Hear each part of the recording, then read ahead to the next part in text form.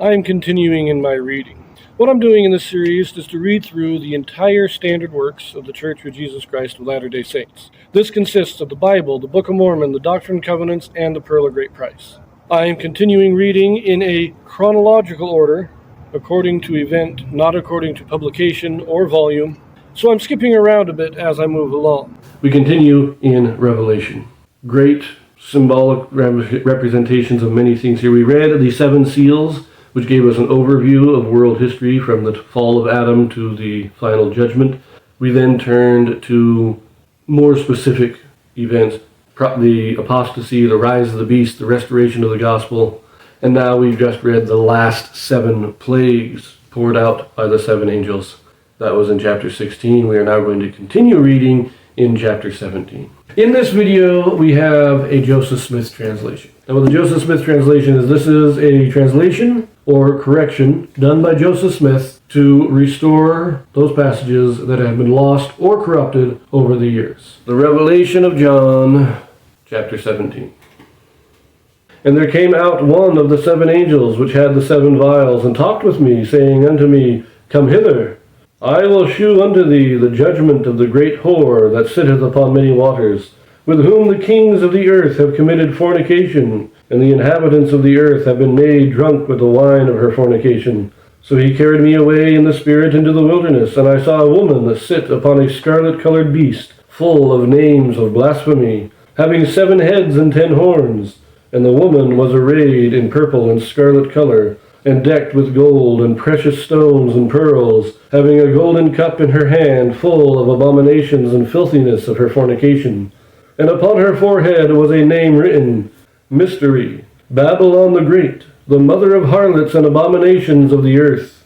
And I saw the woman drunken with the blood of the saints and with the blood of the martyrs of Jesus. And when I saw her, I wondered with great admiration. And the angel said unto me, Wherefore didst thou marvel? I will tell thee the mystery of the woman, and of the beast that carrieth her, which hath the 7 heads and 10 horns. The beast that thou sawest was, and is not, and shall ascend out of the bottomless pit, and go into perdition.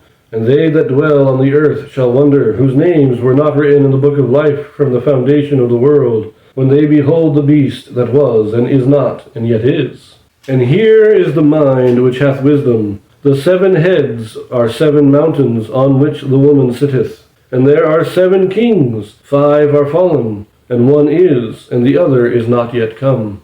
And when he cometh, he must continue a short space. And the beast that was, and is not, even he is the 8th, and is of the 7, and goeth into perdition.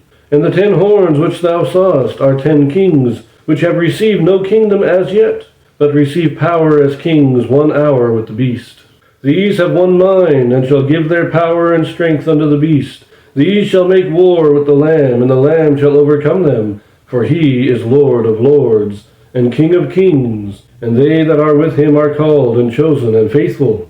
And he saith unto me, The waters which thou sawest, where the whore sitteth, are peoples, and multitudes, and nations, and tongues. And the 10 horns which thou sawest upon the beast, these shall hate the whore, and shall make her desolate and naked, and shall eat her flesh, and burn her with fire. For God hath put in their hearts to fulfill his will, and to agree, and give their kingdom unto the beast, until the words of God shall be fulfilled. And the woman which thou sawest is that great city, which reigneth over the kings of the earth. With this chapter we're given a interpretation of what John saw. What does he see, though? A woman sitting on many waters. She sits on a beast, scarlet-covered beast, full of blasphemy, 7 heads, 10 horns, arrayed in scarlet and all kind of precious jewels and everything, drunken with the blood of the saints. What's the interpretation? The beast is 8 kingdoms. 5 have passed, 1 is, and 1 is yet to come. Assyria, Babylon, Persia, Greece, Rome is the kingdom that is. What's the 5th one that was? But the one that is to come, we're not really sure. It doesn't specify. We can speculate a lot about it, but it doesn't specify. It doesn't really specify what the other ones are either. We assume that he's talking about these other nations because these are the nations that, Daniel prophesied of, that his beasts represented. Maybe Egypt's the 5th one that was. The 10 horns are 10 kings who serve the beast. Remember the 8th kingdom. What does it say there? The 8th kingdom, the beast. He is the one that was and is not, but still is. He comes out of the 7. He is not independent. The other kingdoms are just kingdoms. We can say Egypt, Assyria, Babylon. The 8th comes out of the 7, which would indicate that it is a modern manifestation of Western civilization, you might say. Might not be a specific kingdom, a specific country, but is just Western civilization in general. That's the one that is, or that's the 8th beast. I don't know. The 10 kings of the horns that are the 10 kings, they are kings that do not have a kingdom, and yet they give their power and authority to the beast. The beast, this is talking about the beast from chapter 14. This is not the beast that the woman is riding. This beast represents these kings, and these kings, they can't be giving their power to the beast, even though they are the beast, or they're this beast. We're talking about the beast, the Antichrist of the last days. They are rulers, but they're not rulers of kings. They've not been given a kingdom yet, but this gives me the impression that we're talking about that final conspiracy, the final secret combinations. These are the members of it. They give their power and their backing to the beast in the hope that they will receive a kingdom under the authority of the beast. But who is the woman? It says here that the woman is that great city. Now that would be referring back to Babylon, the great city of spiritual wickedness.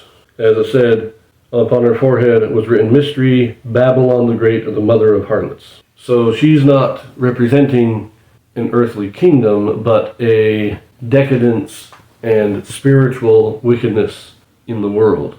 And I don't think it's just a general wickedness. It is a specific tradition of wickedness. She's not a king. She doesn't have an earthly kingdom, but she does have but she is a tradition. She is Babylon. It's not just general wickedness. It is a specific tradition of wickedness. I do know that, I believe it was Bruce R. McConkie speculated that it was in reference to the Catholic Church. That she is called the mother of harlots because it was out of the Catholic Church that comes all the other apostate Christian religions. That was his speculation. I'm not saying that I agree. It's very interesting prophecy. Anyway, before we leave, let us look at a quick Joseph Smith translation. There is one, and it's a very minor. So in verse 17, King James says, For God hath put in their hearts to fulfill his will, and to agree and give their kingdom unto the beast, until the words of God shall be fulfilled. Minor correction at the end there says, until the words of God are fulfilled. It's just a simple correction of grammar more than anything else. Has no difference in meaning. So we're going to leave that here, and, well, I'll see you in chapter 18.